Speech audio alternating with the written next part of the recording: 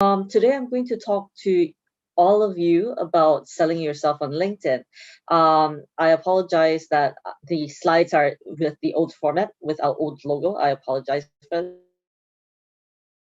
that, but we'll get that sorted during our next stream.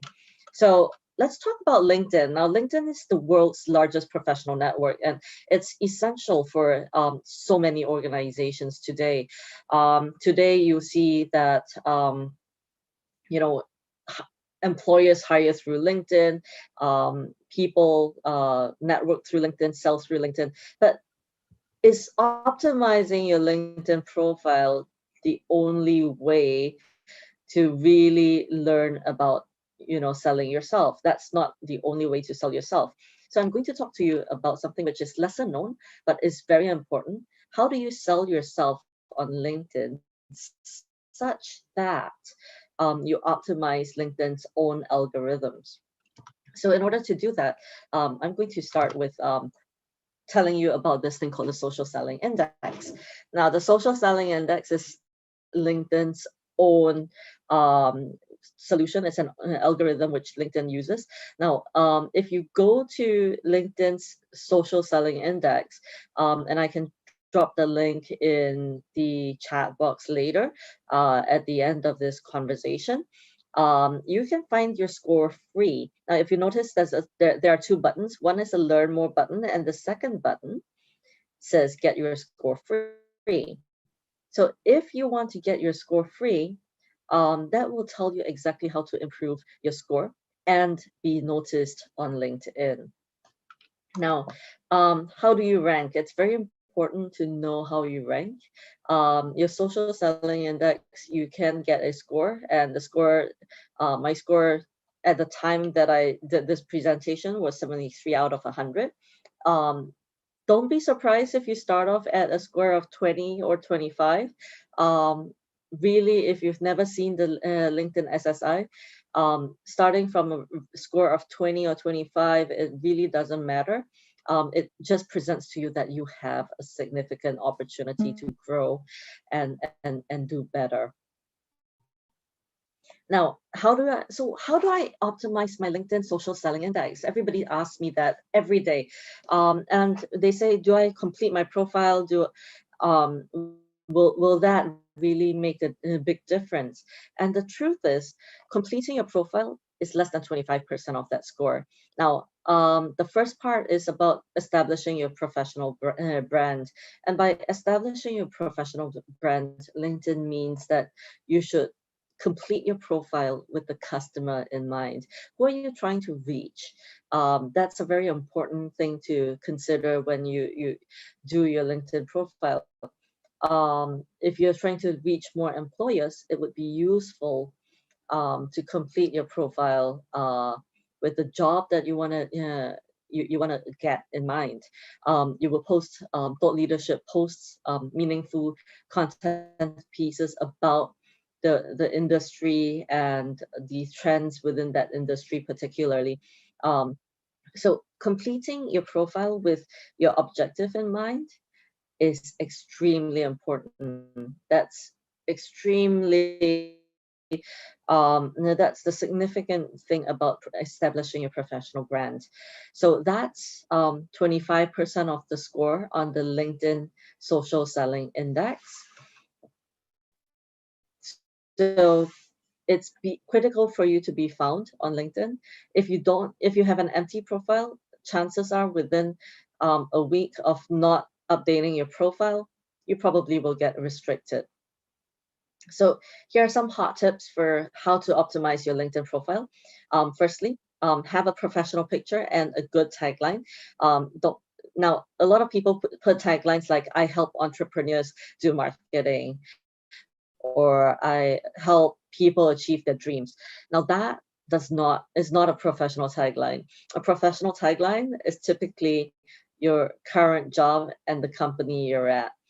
Um, if you're in school still, it's penultimate student at ABC College, for example. So that is usually the most optimized tagline. Use brief introductions, which which isolate the keywords that employers are looking for.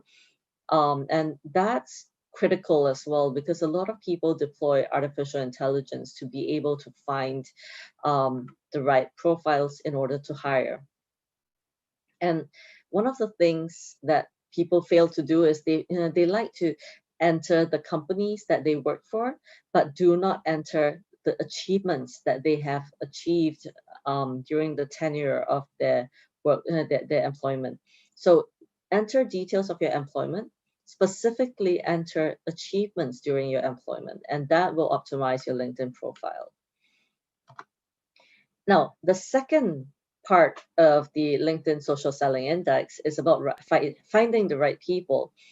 And it's really interesting to know that LinkedIn's machine learning um, is optimized when you use the search bar that LinkedIn has. So you have to go into the search bar and search for new companies, search for new people at all times.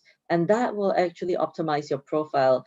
Reach out to people, add notes for your connection requests, understand and do research about the companies you wish to join, identify the right prospects in less time by using the right search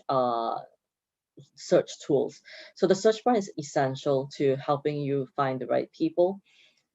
And the next thing is engaging with insights. It's important to share relevant content, but there is this thing about sharing relevant content, right? There are some people who just repost content or like other people's posts. It is important to write unique and independent content. Tag the right people, use the right hashtags, follow the right hashtags. That will improve your LinkedIn social selling index significantly. So engage with insights, ensure that you have the right people on your content, and then build relationships.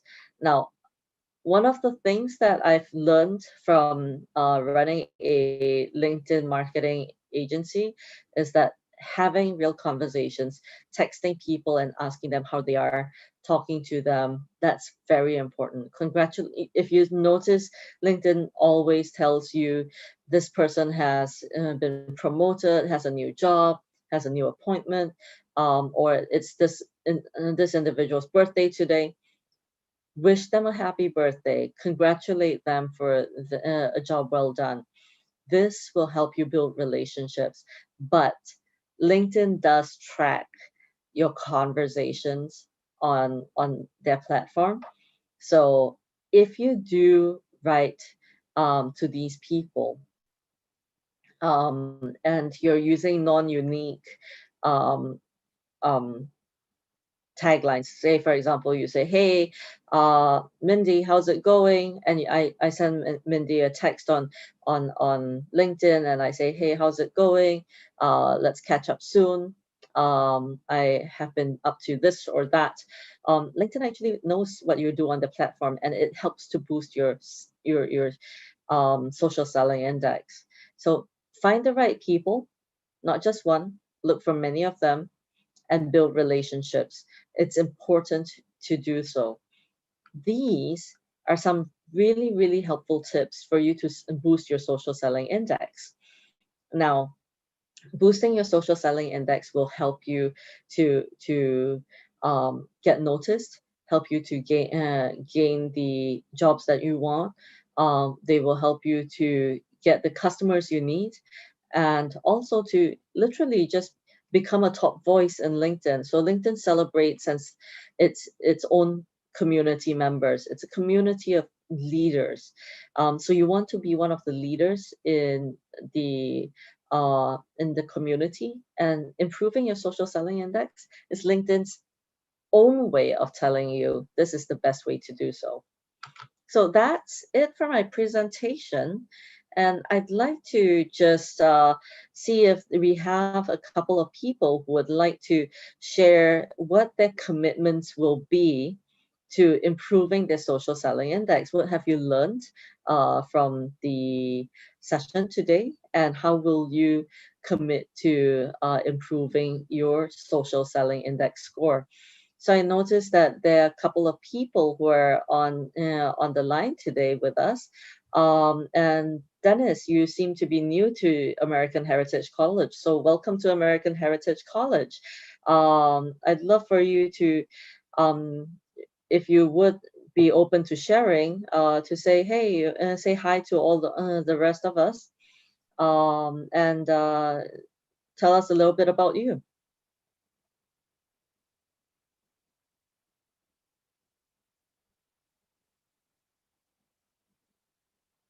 Okay, maybe why don't I move to Mindy? Mindy, welcome to our course about the social selling index. Have you actually taken a look at your social selling index score, and what is it? You know, it's been a long time, Anne, and it was very low. I didn't really realize until listening to your presentation how important it was. And I really didn't realize that there were ways that I could improve it, and that it could be that much more powerful. And even a simple thing like changing my tagline and listing my achievements, I can do that today. It never occurred to me that it would make that much difference, but it's good to know that now.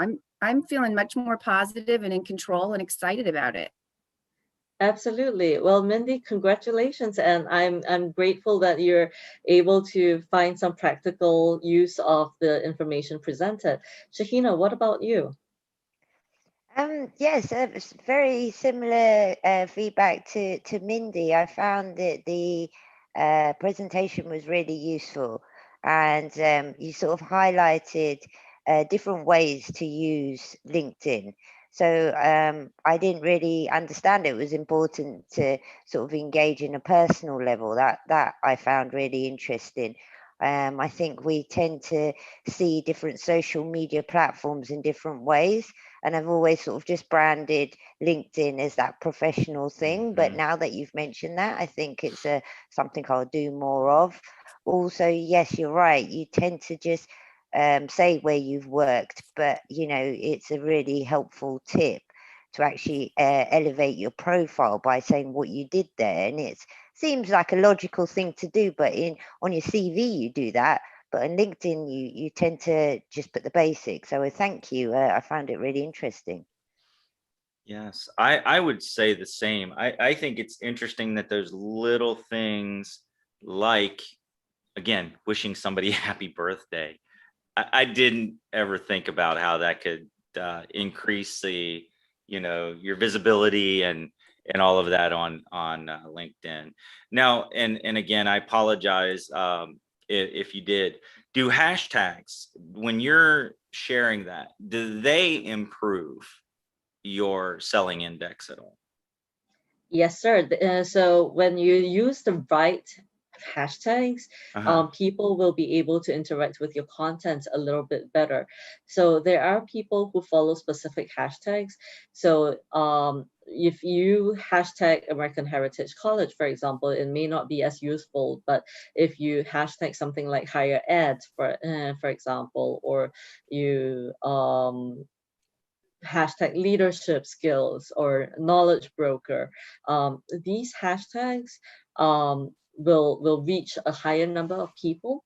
And it also, if you tag the right people, say you tag people who are who are professional knowledge brokers, if you tag people who are career coaches, that kind of interaction will go into their feed and it will be featured to their networks. So it's a exponential accumulative effect. So hashtagging and tagging people are two extremely powerful tools to help you get found and get seen on LinkedIn. Wonderful. And so I do have another question when it relates to hashtags, because I was thinking about this in a conversation I had with a colleague. And that was, what's a tool maybe that would help with thinking about what hashtags to use? Because I do know that LinkedIn gives you suggestions, but I'm always thinking that for some reason I'm going to miss a specific group, is there anything that maybe your organization or you have done to make sure you're hitting all those particular hashtags to get maximum effort? So what I would do is search for trending hashtags on LinkedIn. It's quite an easy search to do, Okay. and that will actually help you to interact better. Especially when you have trending hashtags to do with global events. For example, right now everybody's talking about the ship that's run aground in the Yes. Suez Canal, and the memes following from that are massive. So by having trendy and timely content, it's Mhm. very it will get you noticed in a significantly better way. Um, and also having independent thought, not jumping into um, the trend of just resharing posts. It's Mhm. have your own independent thought and say, hey, I'd like to uh, this is my opinion. This is what I think we can learn from it. So stuff like that, that's very important. That will help you grow your following as well and build your personal brand. Okay, thank you. Yeah. And with that, because I'm actually going to open it up for anybody to ask questions, so that you can learn how to improve your social selling index. Again, let's say that LinkedIn is your professional community. Remember that posting professional content is important. So a lot of people post memes on LinkedIn. That's not the place to post memes. Um, but posting interesting and fun content is important. Mhm. Things that will engage your audience, but you must know who your audience is right up front. Does when if we create a group, and again, maybe this is a strange question, but it's still something I always want to ask. If I create a group or join a group, Mhm. does that, I'm thinking of the algorithm points or whatever, does that increase your selling index by creating a group and being like the moderator or again, I don't know. Is that something that can boost somebody by actually being the person that creates a group? That's a great question, Terry. So, LinkedIn for the longest time has not paid attention to their own groups. It was a nice feature to have. They never quite used it as part of their algorithm. I will say that having moderated and created several closed groups Mhm. and exclusive groups, it has not improved my social selling index score. Um, I have, but there are content from some larger groups which are professionally managed, that you can share on your own feed, or you can share within a group to get a captive audience. It does not impact your social selling index, however. Okay, thank you. Yeah. I was wondering, Anne, are there particular professions or industries that are most active on LinkedIn? That's a superb question. I will say that you'll be quite surprised to see there is a significant following in the financial services group, the internet technology group, and the marketing and advertising group. In the US, you'll see a lot of real estate players, construction players. Um, Although I never knew this, but about 10% of the community are in real estate and construction, which is a significant number given that they only make up about 3 to 4% of global domestic gross domestic product. Um, so that's an interesting fun fact for us.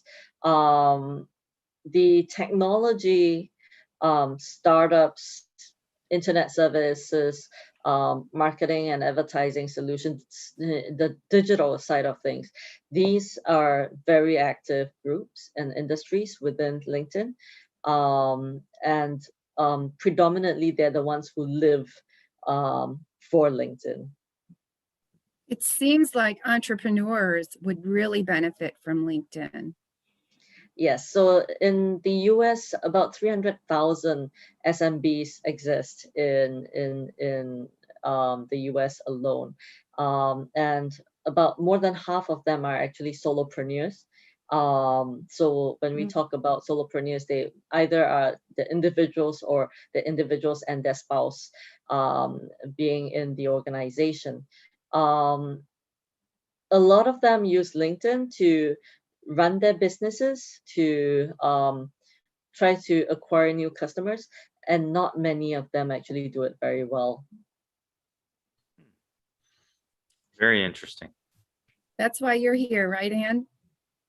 Oh, that's what I do for a living. Wonderful. Dennis, Mr. Abdi, Shahina, do you guys have any questions or any information that maybe Miss Ann could help answer for you? Yes, I have one, if I may. Yes. Anne, in terms of your contacts on LinkedIn, is that a big part of your overall rating?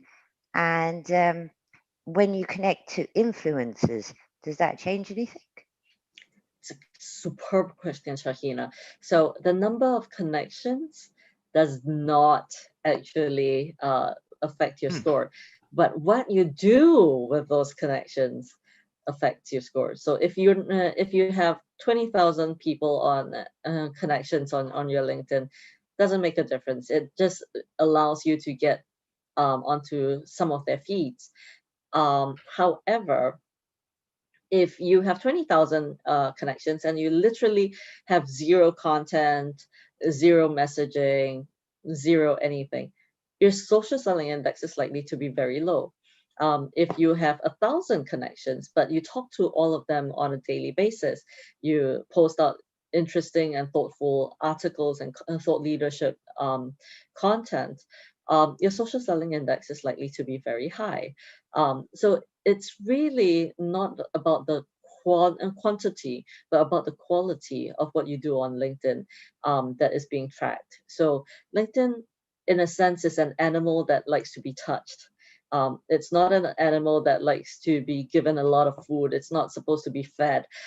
It's supposed to be loved. So if you think of it that way, that's the way LinkedIn is as an animal. What a great analogy. I know. I love that analogy. That was great. Thank you. Yeah, it's more of a dog rather than a cat, if that makes sense.